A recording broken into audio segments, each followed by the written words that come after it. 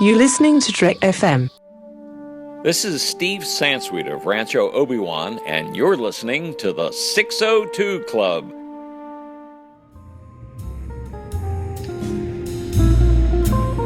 There was a little bar in Mill Valley where all the Starfleet trainees used to go. The 602 Club. You know it? I was there more times than I can remember.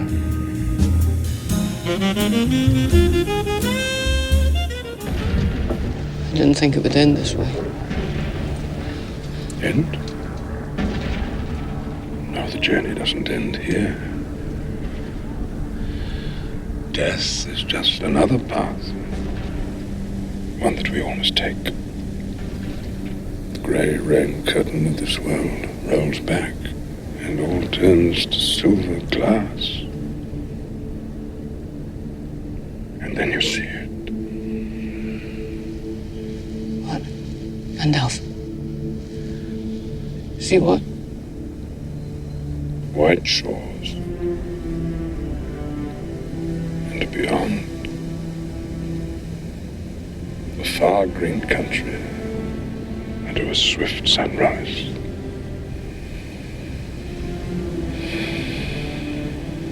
Well, that isn't so bad. No. No, it isn't. Welcome, everyone, to Trek FM's dedicated General Geek Show here in the Green Dragon this week. So excited to be here. Tankards of ale are flowing like wine, and goodness, it's a great time for a party. We're going to be wrapping up the Lord of the Rings series tonight, and I'm excited because that means we'll have done the Hobbit films and the Lord of the Rings films, and of course we celebrated 15 years of Fellowship of the Ring this year, and so to do that, needed somebody who had been through all the Hobbit films, and, well, she's been here for some of our Lord of the Rings movies, and I'm so excited to have back in the Green Dragon, the one, the only, the indomitable, Meg Calcote. Hey, I'm back. I'm really running the gamut of Lord of the Rings here. That's right, that's right. Well, I'm just, it's so much fun to be doing this series, you know, this is, I think this was really formative for me as just a series. You know, I grew up with the book, and then seeing it on film, it was the kind of the first time that something really big came on screen that had been a book that I really loved like this, you know, that had been a part of my childhood. You know, in the same way that all the kids who watched Harry Potter, for them, you know, that was a part of their childhood, and then they saw Harry Potter. You know, for me, this was that thing that became an actual movie. So it's been pretty excited to talk through here. And for the most part, on the rewatch, I have to say that I think the movies, you know, they still love up really well, and that's a really important thing too. So before we really dive in, because we have so much to talk about here with Return of the King, you can find us all over the place online there. Trek FM is on iTunes at itunes.com/TrekFM. We're a feature provider. You can find all of the shows. And, of course, when you see the 602 Club there in iTunes, just give us a star rating review. That really helps out, and I really appreciate a bunch of people recently giving us new star ratings and reviews. Please continue to do so, and I'll continue to give you shouts out on the show for doing that, helping us grow. You can find us on Twitter at TrekFM, Facebook at facebook.com/TrekFM. You can also find us on the Babel Conference, the listeners-only discussion group there on Facebook. Just type Babel into that search field. Or if you're on our website at trek.fm, just click discussion on the menu bar. You can email us. I've gotten a bunch of those recently. It's been a lot of fun to converse with people that way. You can find us over at trek.fm/contact. Choose a show, choose a 602 Club. That'll come straight to me and anybody else who was on the show with me that week. And you can find us, last but not least, speakpipe.com/trekfm, and that allows you to leave a voicemail, and I love getting voicemails. What has two thumbs and wants voicemails for Christmas? This guy. That guy. Well, Megan, we're back here, and we're at Return of the King, but very interestingly, this movie starts off not in a way that I expected, because we actually start with a story that takes place before Return of the King, before The Two Towers, before Fellowship of the Ring, takes place before The Hobbit even, and that is the story of Smeagol and how he came upon the ring and what led him to be the way that he is as Gollum. So I wanted to ask you, starting off the movie this way, do you like it? Does it work for you? What do you think about this as the beginning of the end? It semi-works for me. I do think it's an awkward way to start this movie. I mean, it's the only time I think that we get Smeagol's story in such depth in the movies.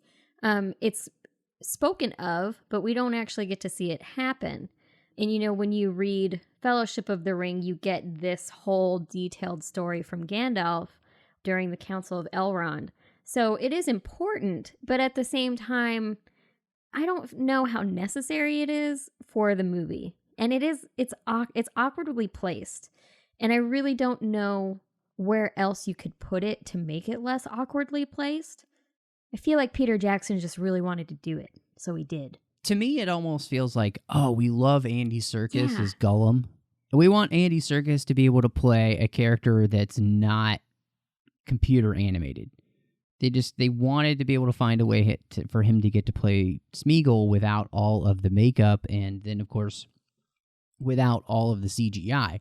And then they get to do impressive CGI of Smeagol becoming Gollum. Yes. Makeup work and then CGI work. Yeah. Yes, very much so. But I'm right there with you that it does seem a little bit awkward. I've honestly really never loved this beginning to this film. It feels a little self-indulgent, and I can understand thematically that they probably want you to be able to connect with the fact of who this character was beforehand and where he's going to go, obviously, at the end of the movie, which, spoiler alert, we all know, he takes the ring from Frodo and falls into the fires of Mount Doom, and it's all over. So he does have his part to play. But I just feel like I didn't need it. If I was going to put this anywhere, it would actually be, and I think it would actually fit better. I almost feel like Jackson should recut this, but he should put this at that place in Moria where Gandalf tells the tale. Yeah. And so just cut this into that scene so you're seeing it play out as Gandalf is telling the story. That would make more sense. It makes much more sense, especially narratively. And so maybe a special edition needs to come out then. So, but I think that's the place where this story seems to fit better because, again, by the end of Return of the King, there's so much else to cover in this movie. And I just, the 6.5 to 7 minutes that we get Smeagol's backstory, which we have already heard before, isn't necessarily the most important place to start, especially with, because the very next thing, and this part got cut a little bit from the movie, and it's in the extended version, but it's Saruman's end, how he comes to an end, like wrapping up what happened with the Two Towers film and kind of moving the story forward. And, of course, it's very different than it was in the book, too, because we're not going to give him the same end that he got in the book because there's no Scourging of the Shire. It's so disappointing that we don't get to do the Scourging of the Shire in the movies. But at the same time, the way that Peter Jackson structured his narrative is actually so different from Tolkien's narrative that I really don't know how he could have included that in this story and had it work. At least not the way he structured his version of the story. So in terms of how he handled Saruman's end, I actually think it's really satisfying, and I think it's well done. It's one of my favorite little sections of this movie because the way I love Merry and Pippin and all of the stuff with them, and then I just love the way he comes to an end. No, I think you're right. The way that the movie is structured, the way that the movies are done, I think this is very satisfying. I was always actually surprised that this wasn't in the theatrical cut because it's not really that much longer of a scene. And again, it seems very satisfying for anybody who's just watching the movies to kind of know what this guy's end is. And it was such a big deal in the first two movies.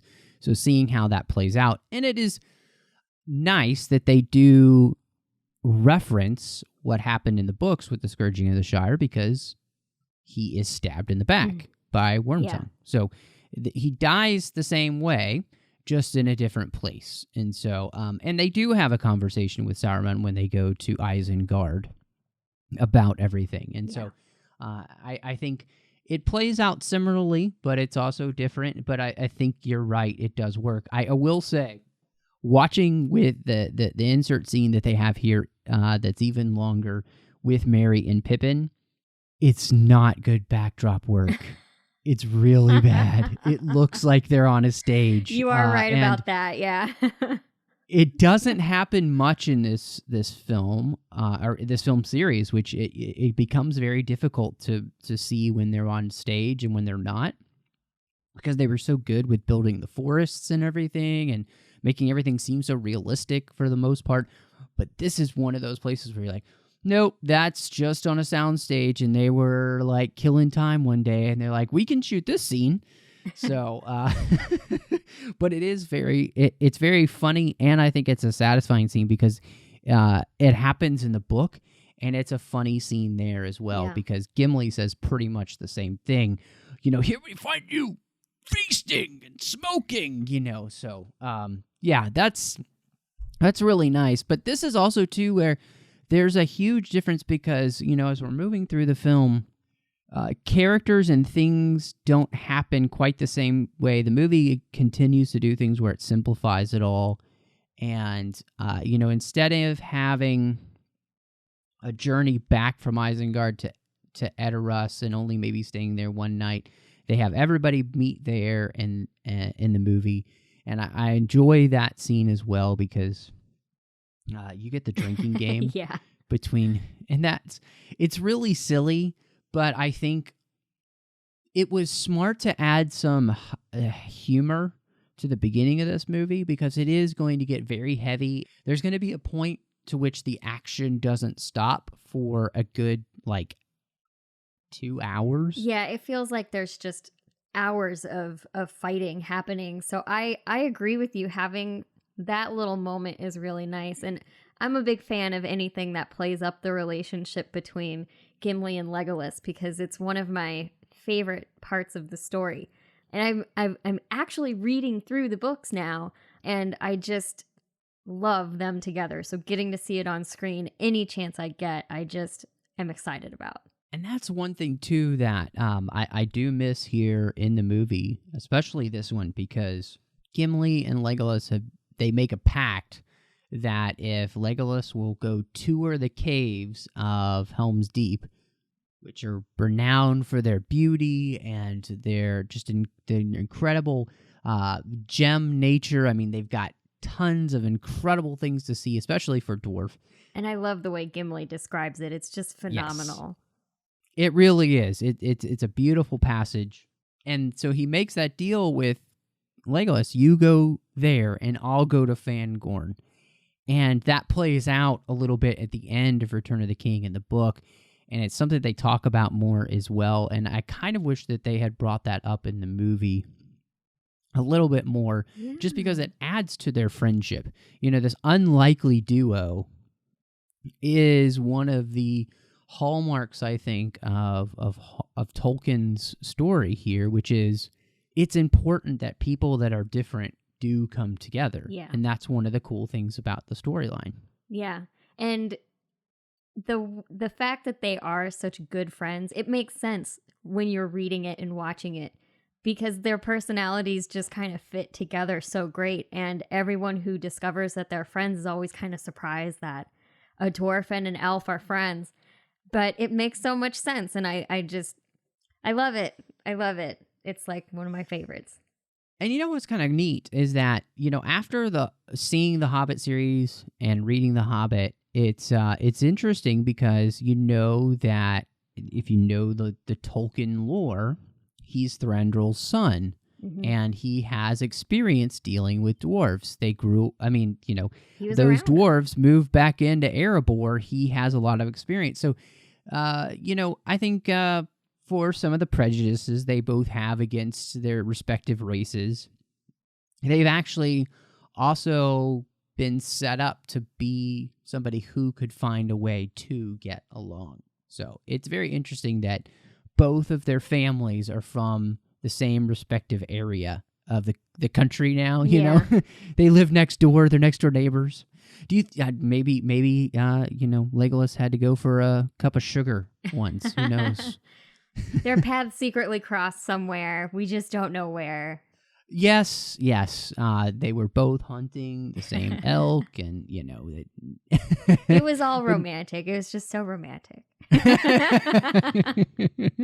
Oh, well, I don't know, because Gimli does enjoy talking about when he's drunk about the going swimming with little hairy women. So yeah, but he also finds Galadriel to be the fairest of any maiden he's ever seen. So, which is awesome. There is actually a part in the book that when they first meet Éomer, yes, he says something rude about the Lady Galadriel, and so Gimli challenges him and says, him. Yeah. yes, whenever you see her, if you don't think she's the most beautiful person in the world, we have to basically throw down.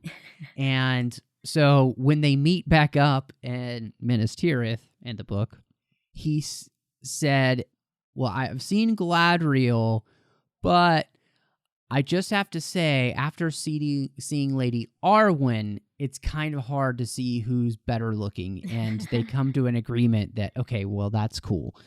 Which it's very funny in the book. Like there's just lots of humor like that. And so I wish that they had found a way to get even more of that stuff in. I totally agree. One of the things that I remember the first time reading The Return of the King, and one of the scenes and one of the parts of the book that I found most fascinating was the whole Paths of the Dead.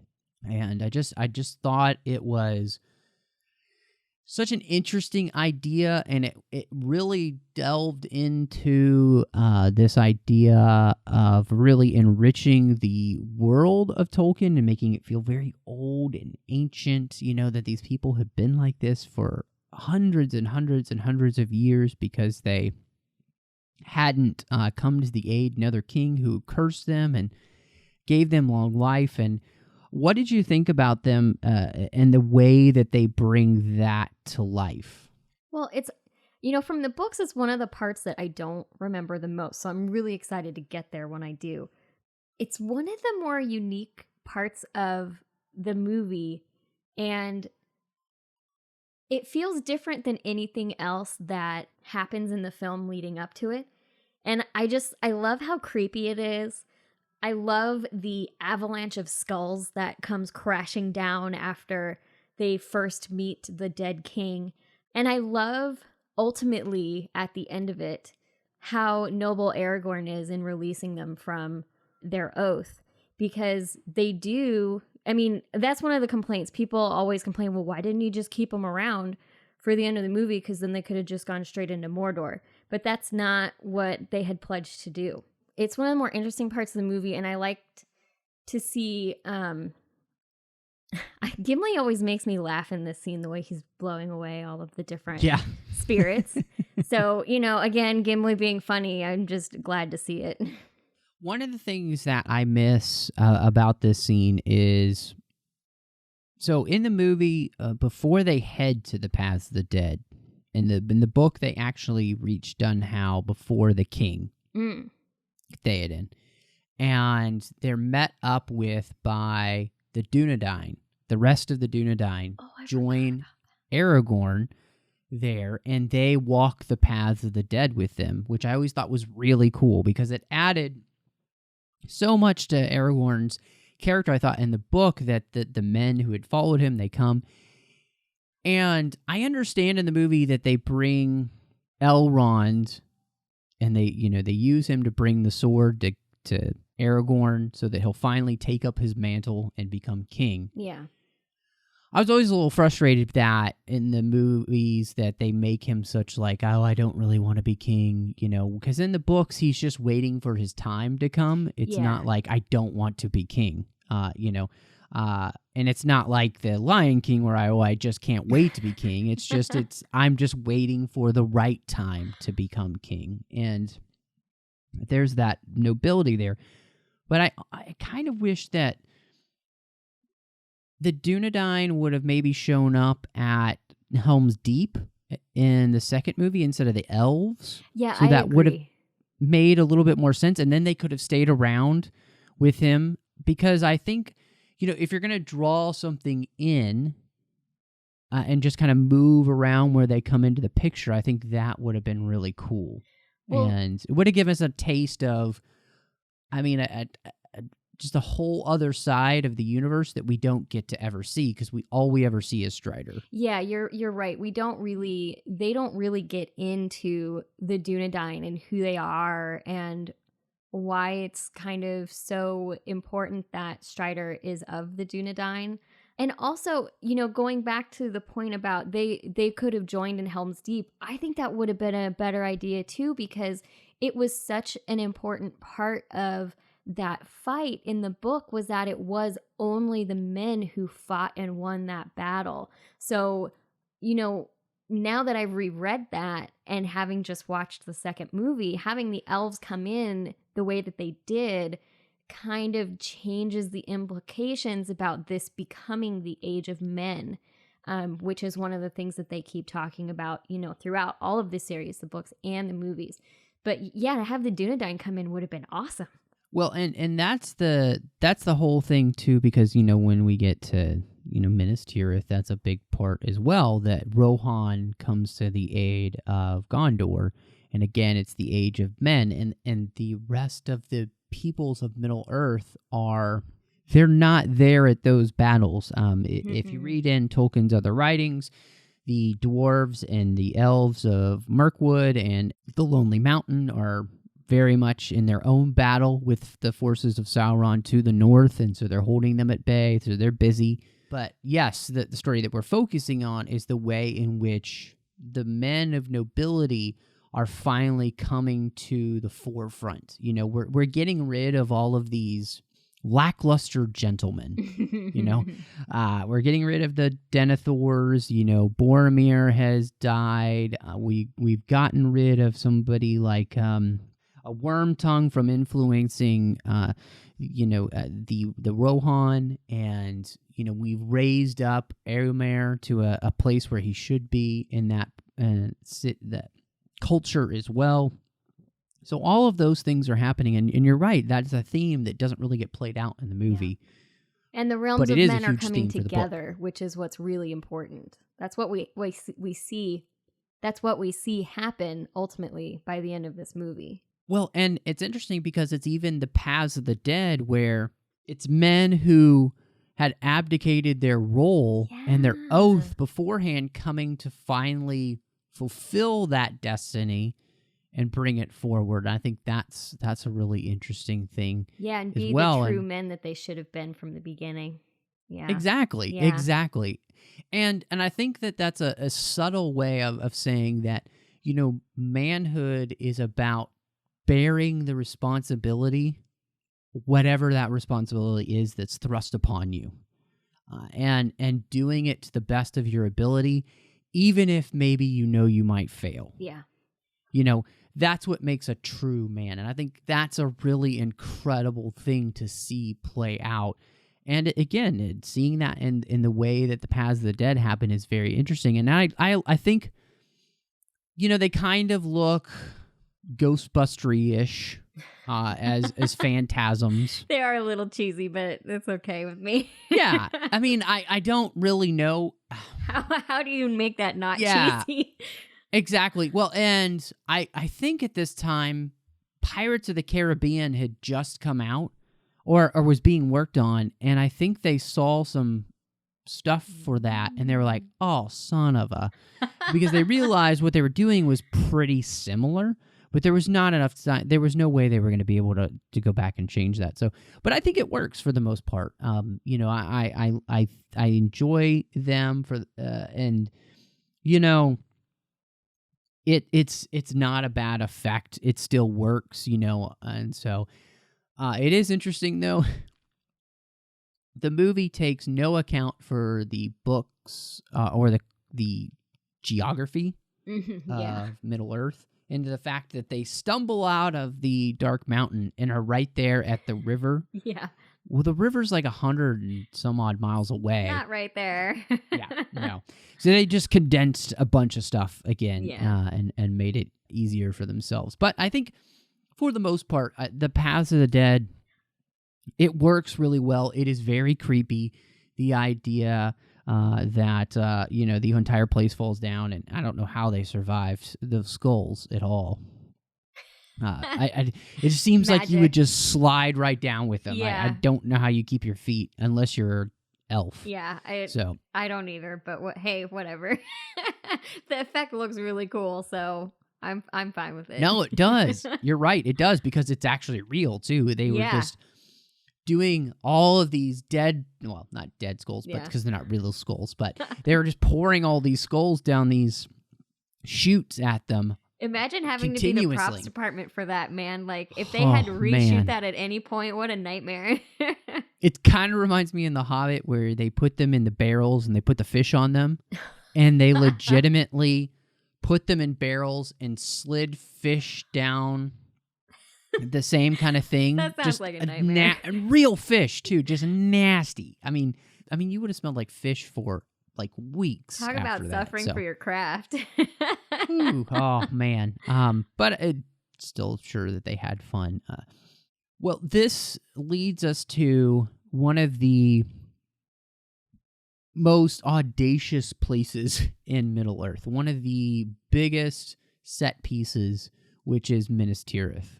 And I have to say that the city itself, the creation of the bigature that they used for Minas Tirith, and the work that they do to bring it to life, it's phenomenal. It's beautiful, isn't it? Oh, it really is. It's like on the level for me when I see Hogwarts, I get all misty-eyed because it's just such a beautiful piece of work. The same thing happens to me when I see Minas Tirith. It's just so gorgeous, and what a work of art. I mean, really, bravo, everybody. That's, it's one of those things that when you see it, you really do get the sense that it feels like a real vibrant place. Yeah.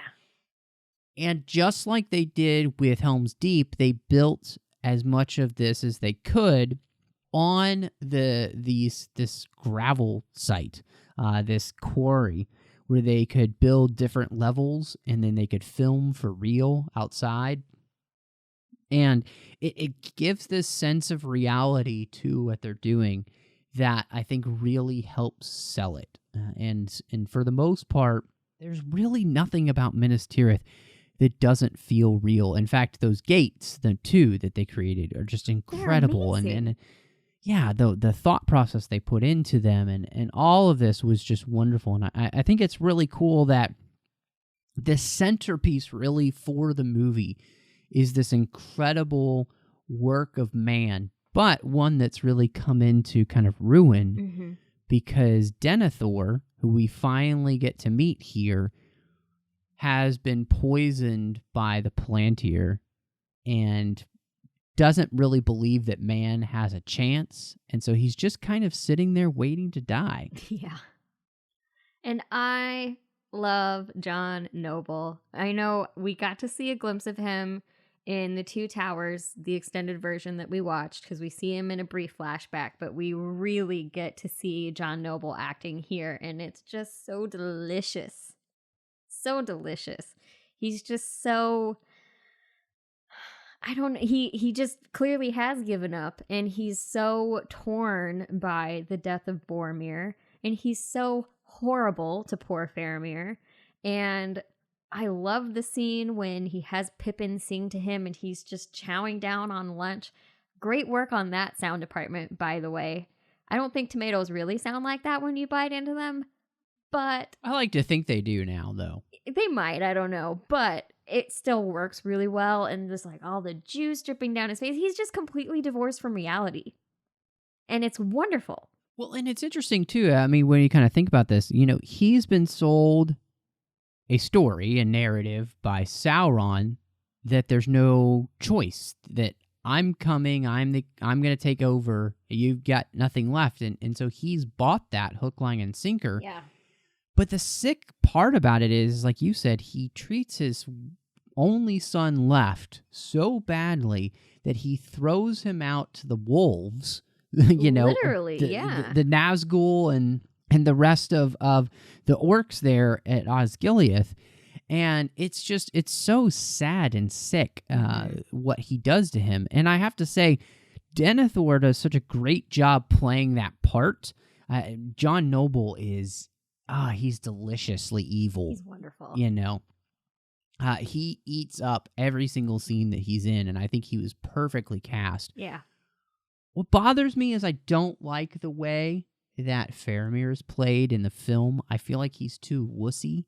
Yeah. Whereas in the book, he's very much, he respects his father, but he also knows who he is and is completely okay with the fact that he has his own thoughts, you know, that he doesn't think like his father does, you know, and you can tell that there is in the book some father-son strain there, obviously, but it doesn't deter Faramir from being somebody who doesn't come off so like, oh, just love me, father. He's such a sad panda the whole time. And I love David Wenham, but yeah, he's such a sad little bear all the time.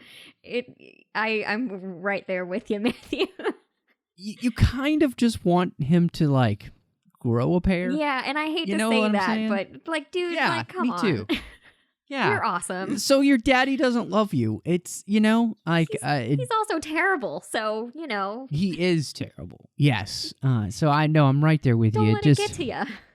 Well, and that's the thing is that in the book, it doesn't get to him. I mean, he does tell his father when he sends him off to go back out there. He says in the book, you know, if I should return, think better of me, father. Mm-hmm. So there is that tension between them. And it's the but same line. It's just the way that Faramir has been played in the book and the way that he's written. Yeah. It's so much different than when he's done in the movie. And it's frustrating because, again, as we talked about last time, Faramir is a picture of the nobility of men that we see like in Aragorn.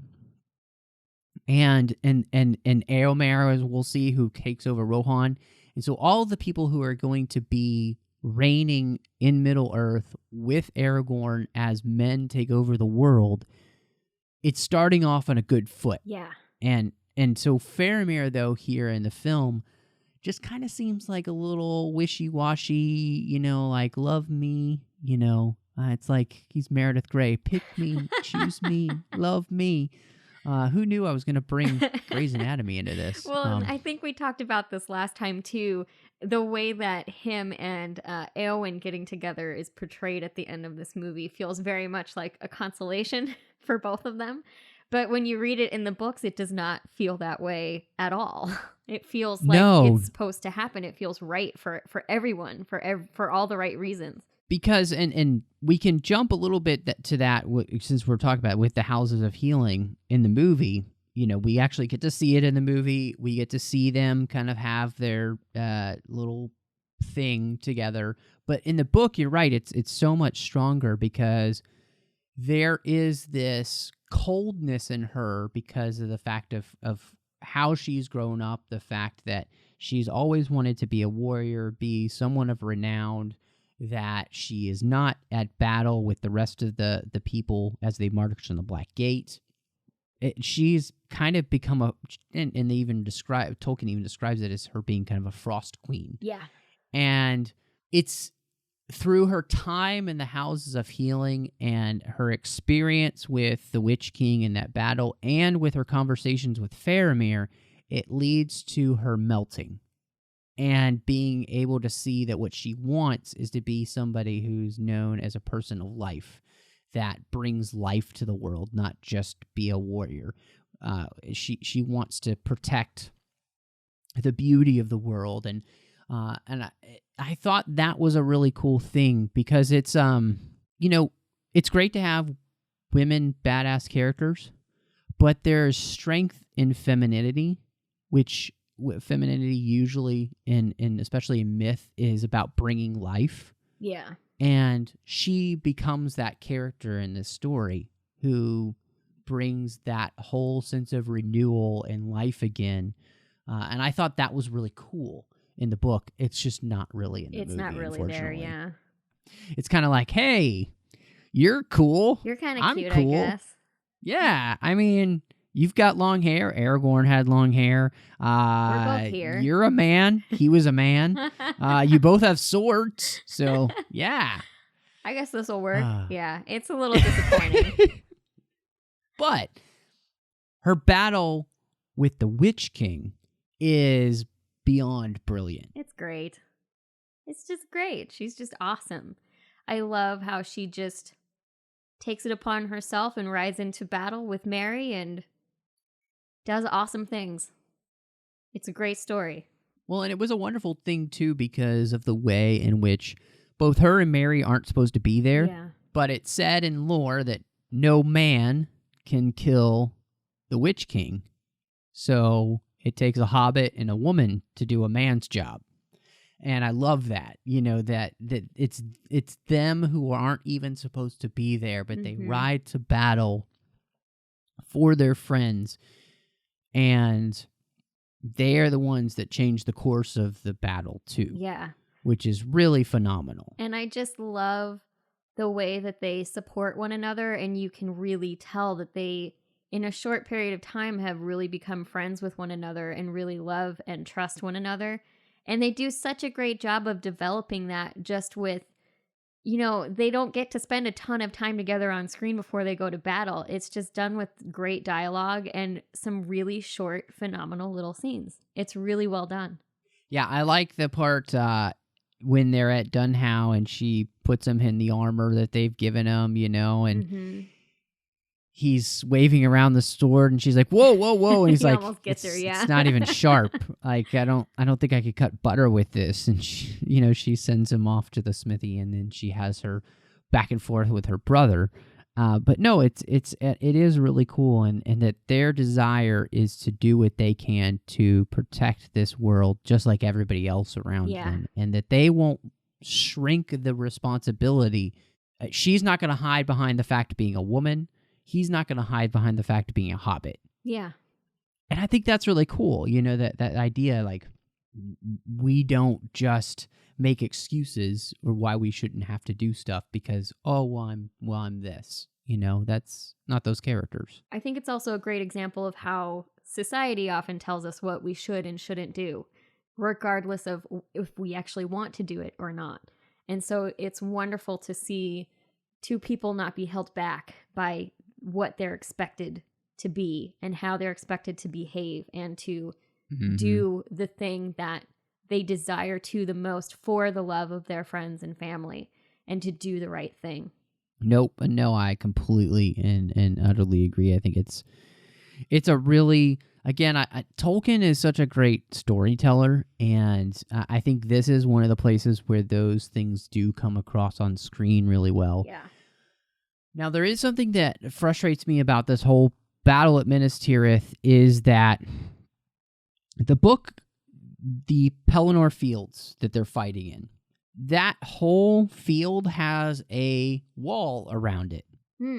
And so most of the battle takes place outside that wall as the armies of Mordor try to breach that wall. And then they get to the gate, use Grond to knock down the door, and Gandalf meets the Witch King at the castle gate, or at Minas Tirith's gate, because no enemy has actually ever entered Minas Tirith. And so Gandalf basically says, "None shall pass." And the Witch King, has the whole saying of, "This is my time. Don't you know death when you see it, old man?" And that's the moment in the book that Rohan's call comes and he flies away. So nobody enters the city that's not supposed to. Of course, in the movie, that's completely different, and they move that confrontation to another spot. And it always frustrated me because it was such an important scene to me for Gandalf. It let you know how powerful Gandalf is, but that in some ways he's also overmatched. And the felicitous event, as Tolkien would say, the eucatastrophe, the joyful turn from destruction to joy of Rohan showing up, and right at the right moment. And I miss that that's not in the movie. I wish that they had done it that way because I think it's more powerful. But they simplified a lot of things, and part of that was having the battle take place on an assault on the actual Minas Tirith instead of the outer wall. And that scene that you're talking about happens so quickly, and that's actually a part that I don't really remember, so now I have something to look forward to when I get there in the book. It doesn't stand out as a really powerful scene except for the fact that his staff gets broken, but that happens and is over so quick, and it doesn't really seem to hinder him at all not having his staff, so it doesn't really carry the weight that Right. scene seems to carry in the book. So I can't wait to get there now. No, I think you're exactly right. Lastly here, I love that how the different hobbits, they have ways in influencing wherever they are. And I love Pippin's being that he's the one who will save Faramir from his demented, ridiculous father, who's like, yeah, heathen time. Let's burn like the kings of old. Give me more oil. That is not the oil bath that you want to be watching. Just saying. That's not the oil bath us yogis take. Not fun. Yeah, so go ahead, Matthew. Well, it's so beautiful the way Tolkien structures the story, so that the most unlikely of persons, the hobbits, influence the course of history for Middle-earth. As we said earlier, Merry takes out the Witch King with Éowyn. Yeah. Frodo and Sam are so obviously pivotal to ending everything when it comes to Sauron. And Pippin is pivotal in making sure that the last steward of Gondor isn't killed. Yeah. And a man that we are going to want to have live. And so each hobbit has found a way to have an influence. And I just think that's it's just such a great story, especially in our day and age where, people, they want to make up reasons why they should not have to do things, or they should get special treatment for things. And instead, I think, the beauty of this story is it doesn't matter how small you are or what your handicap is, because we all have a handicap in life. Some are just a little bit more obvious than others, but we all have things that we struggle with, or are frustrations, or are just hardships in our life. And I just love the way each one of these hobbits rises above. Yeah. And it's an incredible story. And I love the way each one of them is going through their own individual story, their own individual growth.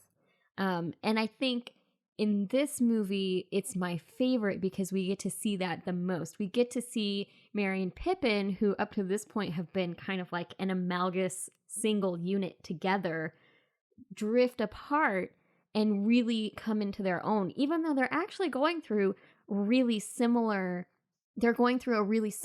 kind of thing, just in different places. And I think Peter Jackson does a great job of showing us their similar trials by cutting back and forth between the two of them. And I think in this movie, it really becomes clear to me why the different actors were cast to play the different hobbits.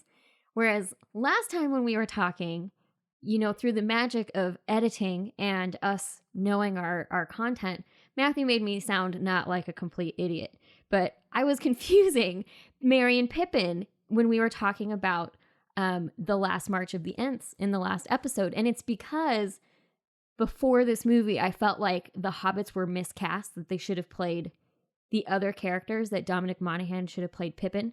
But here, I think he's really perfect as Merry. And I think it's because we get to see them separated and being the Hobbits on their own, as opposed to being a combined unit.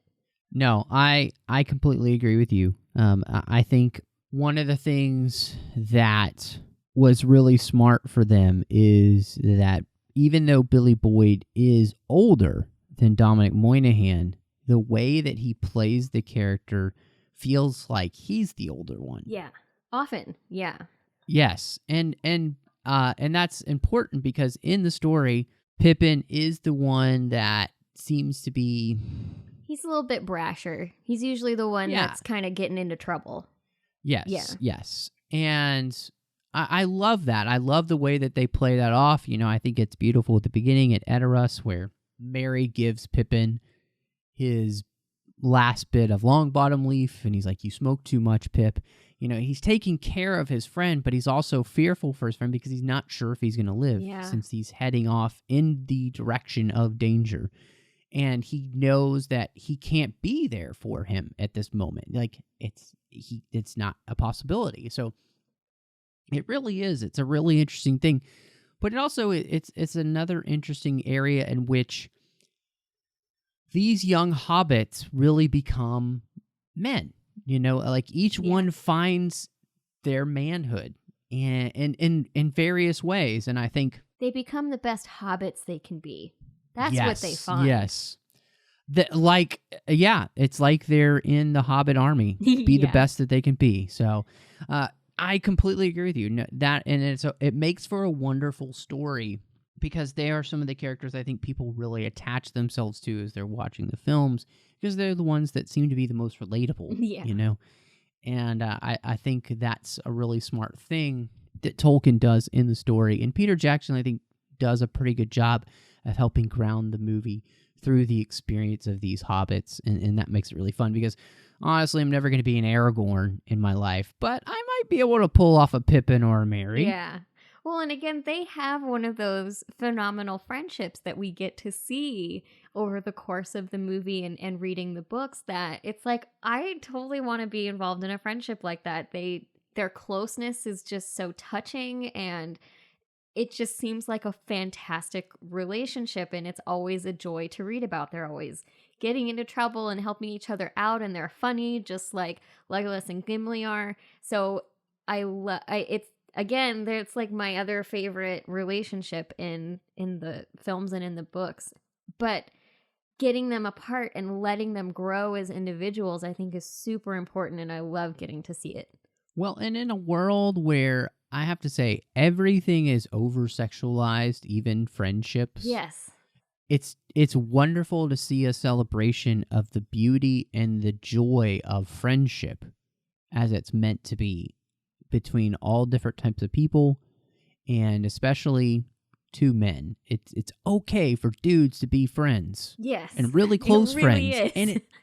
And it's an important thing. And speaking as someone who has some wonderful male friendships in his life that I could not live without, and the importance of those on my life and who I've become, it's nice to see that played out. And I think Tolkien does a really good job with that. And it's one of the beauties of his stories because his male characters can be close to one another. And vulnerable with one another. And vulnerable, exactly.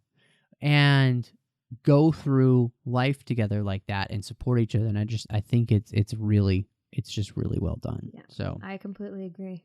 Well, we have a whole other part of the film that most people would have expected if they'd read the books to be in the Two Towers, but chronology-wise, Peter Jackson realized that the timeline actually had this happen really during Return of the King. So we get Shelob's lair here, and of course Mordor. And I wanted to ask you because, Shelob's lair in the book and of course in the movie it's a pivotal scene because it kind of changes everything. about what's going to happen to these characters, and it's been building up with Gollum as he's been planning his escape from the Hobbits and the way to get the ring back. What's he talking about? And of course, a big, huge spider. Yeah. So, for people who don't know this about me, I have a big problem with spiders. That's the thing that I'm terrified of. And reading the books, it was terrifying. And I think I read through it as fast as I could. And then Shelob's lair happens right at the end of the Two Towers. And it ends with a cliffhanger. And I had to pick up the next book right away and read it. A, to get the spiders out of my mind. And B, to see what happened next. Seeing it on screen, I have actually not been able to keep my eyes on the screen for any length of time. Any time that I've seen this movie, and I've seen this movie many, many times.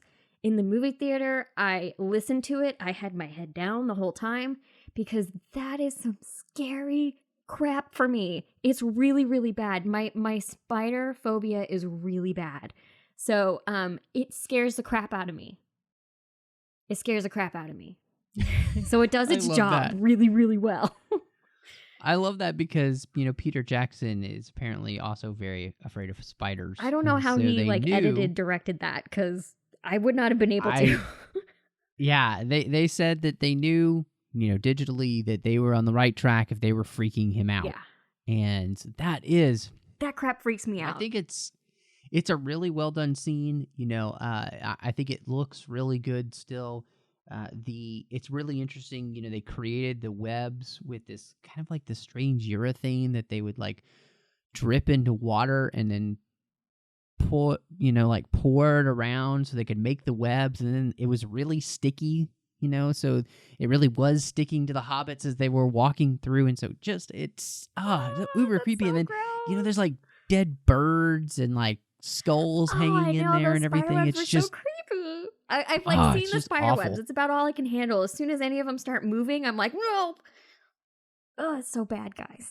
It's awful, awful, and it's one of those scenes too that it's so pivotal for moving the story forward. Obviously it's changed a little bit in the movie because Smeagol has created this rift between Sam and Frodo, and that doesn't happen in the book. Yeah. And so Frodo goes in alone and he faces off against Shelob and then Smeagol, and gets captured by the orcs. But I love the way this happens because it gives us that interesting little bit where Sam actually becomes a ring bearer. Mm-hmm. And I think it's really astonishing because you see the strength of Sam again. It's hard for him, but he gives the ring back. He does. And there are very few times in the story where anybody takes the ring and gives it back to somebody willingly. Well, and that's something Gandalf talked about as it almost never happens. I think he says that the only time the ring has been willingly given is when Bilbo gave it to Frodo. So it seems to be something that has only happened with hobbits. And we do see it with Sam, and we see how hard it is for him, but he still does it anyway. And gosh, isn't Sam just the best? He really is. I think everybody needs a Sam in their life. Everybody does. And, the straight from the book, but if I can't carry it, I'll carry you, and bearing the load of Frodo up to the cliff there, and it's just such it's a wonderful. It makes me cry every time I watch it. Every time. And Mordor, they do such a good job with everything, blending what they do with CGI and where they shot, and the creation of the sets and everything that they make. And then when they get into Mount Doom, I think it's really fantastic. I think the lava work looks really good. It reminds me very much of the lava work they did in episode 3 that was so good. Yeah. And part of that is because they shot a real volcano and used that. And then that's just the whole thing works so well. And the only thing I'll say about the end that isn't my favorite, I wish that they had kept Tolkien's original story point which is that he bites off Frodo's finger. He has the ring. He's so enamored with it that he steps too far and falls off, so that it's his own doom. Because I don't like that Frodo basically causes the death. Well, I think you could kind of argue that they're both fighting over it, and they both, it's kind of like the Disney bad guy always falling to his death, right? Yeah. I mean, you could certainly argue that Frodo didn't push him. They were fighting, and therefore they both fell. But I agree with you because it puts Frodo too far into the action still. Well, it really is this wonderful thing of that Gollum had his place, but it has a lot to say with how we as people get so enamored with the things that we really want that we are blind to what's happening around us, and the whole world gives way, Yeah. And I thought that's Tolkien is famous for writing that not all that glitters is gold. And, that's what he finds out. It's not really all that it was cracked up to be. But it cracks Mount Doom, and the story ends with them getting saved by the eagles. And then, of course, what so many people will complain about it with this movie, that they feel like it has too many endings. But if you've read the book, you understand. There's more. That book there's more that they didn't do. I mean, because they literally go on a Middle-earth victory tour. Yeah. It's like, let's visit all the places we were before. We'll go to Rohan. We'll go to Rivendell. We'll go to Bree. I mean, they go everywhere. There's like a third of the number of endings in this movie as there are in the book. Yeah. I mean, there's a whole Scourging of the Shire that's not in the book. I mean, there's just so much that happens at the end of this book that's not there, and it works great for the book. I think that they simplify it enough for the movie to get the point across. But one of the things that sticks out to me, they're in the movie a little bit, but one is that Sauron has one eye, and just the impact of war in general on people. And I've always liked the idea that Tolkien uses about having one eye and how that kind of makes you blind to whatever you're not focusing on. And therefore you're short-sighted, and so are your plans. And that Sauron, in the end, lacks dimension because he can't see the forest for the trees, because he can only see with one eye. And I think that the way in which he portrays evil, of the short-sightedness of it, the selfishness of it, the single vision that it gets, I think is really actually has so much dimension to it, as its portrayal of evil. It's really wonderful, and I think it comes across in the movie because they even talk about, Aragorn even says, we'll draw Sauron's gaze to us. That's why they go to the Black Gate, to give Frodo his chance, and that whole theme plays out very specifically there, and it's pretty wonderful to watch that happen, because I think it speaks about the idea that the utter selfishness of Sauron leads to his doom, Mount Doom. Yeah, I totally agree with you. And the way that it's visually represented in this movie is so phenomenal, especially after Frodo and Sam get within the gates of Mordor. There's literally that eye that becomes a spotlight moving around Mordor. And it's great because when they go to the Black Gates, that eye literally turns its spotlight completely away from Sam and Frodo. And I love in this extended edition, we get some great stuff. Like, I love that gatekeeper that is not in the theatrical release. The mouth of Sauron. He's so gross. Creepy. Oh, and it's so creepy. It's such an entertaining character, and they bring some humor with that character into this really dark moment, which is kind of weird, but it also really, really works. So yeah, like they literally distract the eye of Sauron, and then we get this phenomenal, completely heart-wrenching moment when all of the people who are there know that there is no hope of winning. There's no hope of survival. They have bought into the gatekeeper's lie that they found and killed Frodo. They're going to fight anyway. They know that they have no chance, and they're still going to do it. And there's that great moment they all shout for Frodo and march into battle, and then everything turns out okay in the end.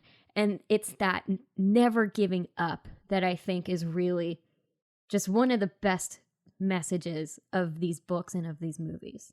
Yeah, no, I completely agree with you, and I think it works so well in the film, and I'm glad that they did it. There was a moment in the movie that I would have hated if they had done, which is the troll that Aragorn fights was supposed to be Sauron. They had thought about doing it as him facing off against Sauron, and I'm glad they didn't do that because it negates the whole idea that he is a single-minded, single-visioned person, because by that point, Sauron's gaze would have been in two different places. Yeah. And he can't do two things at once. He's kind of like a Tinkerbell. That's why he has to have so many minions. Exactly. He can only do and have one emotion at one time. Yeah. You know, he can only focus in one place at one time. So I'm glad they didn't do that. And at least I think the last thing, and I wish this was stronger. I don't know how you make this stronger if you don't do the Scourging of the Shire, which at the end of the story, there's a whole chapter where the hobbits get back to the Shire and they realize that something is amiss in Hobbiton. And it's because in the book, Saruman and Wormtongue have taken over the Shire. And this heavenly hamlet will also receive the scars of war.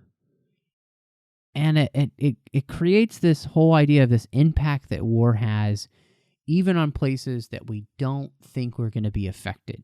Yeah. And in the movie, the only way they do that is for the fact that Frodo doesn't find the peace that he's longing for until he gets on the boat, basically, to go to the Grey Havens. And I think that's impactful, but I miss the full impact of that. Because I think that's an important message that, you know, war is necessary. And I think, you know, obviously Tolkien is saying that the war against Sauron is necessary. But that to not negate the impact that has on even places we don't feel like that impact would be felt. Yeah, I think what gets lost by not doing the Scourging of the Shire is the fact that war will have impact on the innocent and those who are completely uninvolved in some way. We might not know what that is, but it does. Because, you know, all those hobbits in Hobbiton, they literally have nothing to do. They have no idea what's going on in the outside world. And then it comes to them and it really messes with them. Whereas if it's just Frodo who's feeling the impact of war, right? Because Sam and Merry and Pippin pretty much go back to being normal.